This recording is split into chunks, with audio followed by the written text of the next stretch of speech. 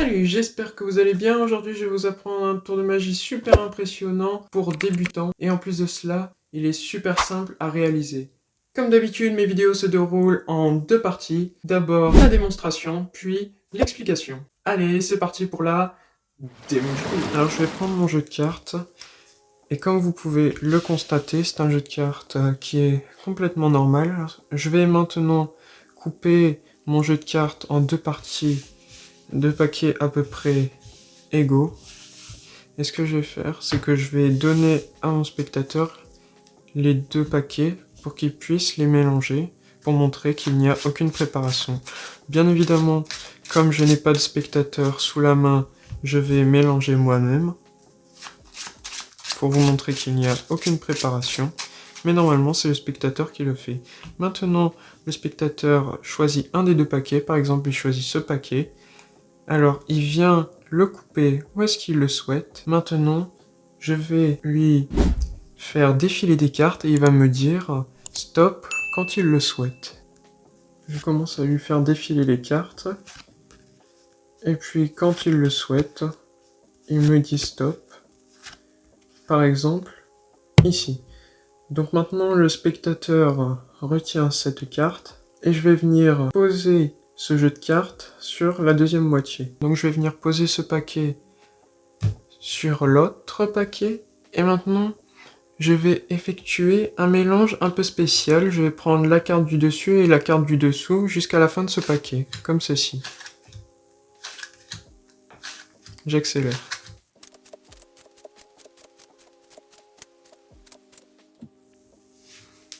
J'égalise le tout.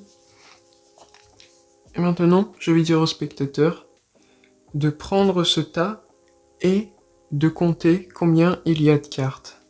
Alors il compte 1, 2, 3, 4, 5, 6, 7 et 8. Et maintenant, moi-même, je vais compter ici, regardez. 1, 2, 3, 4, 5, 6, 7. Et ça serait faux que la 8e carte, ça soit la carte du spectateur. Et c'est bien la carte du spectateur. Allez, c'est parti pour l'explication du tour. Alors pour ce tour, vous avez besoin d'un jeu de cartes. Peu importe le nombre de cartes, juste il faut que ça soit un nombre pair. Sinon ce tour ne fonctionnera pas. Car il est entre guillemets 100% automatique. Et donc ce que vous allez faire, c'est que selon le nombre de cartes, moi par exemple, j'ai 52 cartes. Je divise par 2. 52 divisé par 2, ça fait 26 bien évidemment.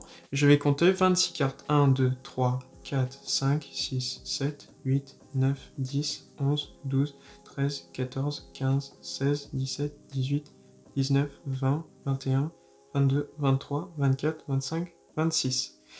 Et donc, vous voyez, la 26e carte, c'est le 3 de carreau. Donc vous retenez bien cette carte et donc vous faites ça avant le début du tour. Donc vous cherchez la carte repère, la moitié du jeu de cartes. J'espère que vous avez bien compris. Sinon, vous comprendrez en continuant le tour. Donc vous retenez le 3 de carreau.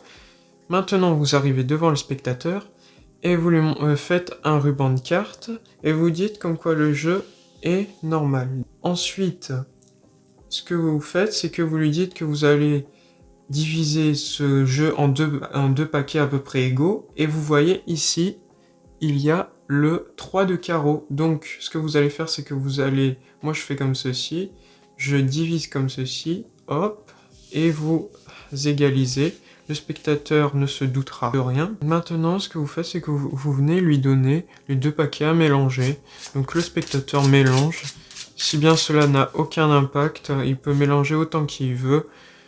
S'il le souhaite, il peut même couper. Maintenant, vous demandez au spectateur de choisir un des deux paquets. Par exemple, il choisit celui-ci et vous lui demandez de couper le jeu.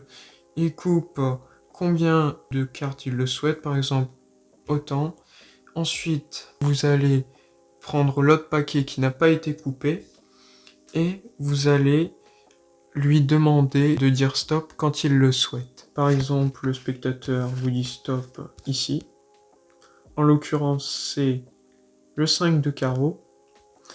Alors, vous prenez le tas, et si vous voulez, vous pouvez même faire un petit faux mélange. Donc, vous pelez la première et la dernière carte, et comme ça, la carte choisie par le spectateur est en dessous, ce qui est très important. Et après, vous continuez votre mélange.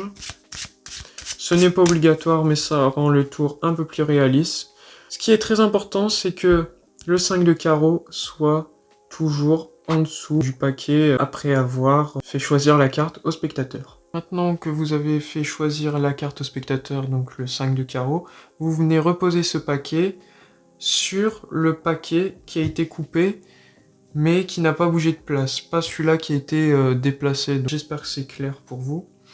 Maintenant, vous allez dire au spectateur que vous allez faire un mélange un peu spécial, et donc vous allez peler la première, comme ceci, mais aussi la dernière carte, et vous allez faire ça sur tout le paquet, tout, première et dernière carte. Prenez votre temps quand vous faites ceci, pour ne pas vous tromper et prendre par exemple 3 cartes sans faire exprès.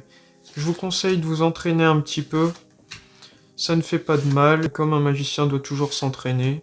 Allez les filles, on passe à l'entraînement. Je vous le conseille fortement. J'accélère.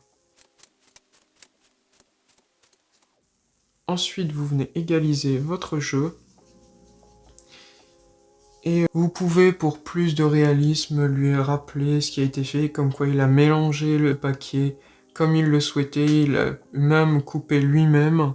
Maintenant, vous allez lui donner le petit paquet qu'il a coupé et vous lui demandez de compter les cartes à haute voix. Donc il compte 1, 2, 3, 4, 5, 6 cartes. Et maintenant, vous lui dites, ça serait fou que la 6e carte, ça soit ta carte. Donc on compte 1, 2, 3, 4, 5 et 6. Et c'est bien la carte du spectateur, le 5 de carreau. J'espère que cette vidéo vous aura plu. Moi je vous dis à la prochaine pour un nouveau tour de magie. Allez, ciao!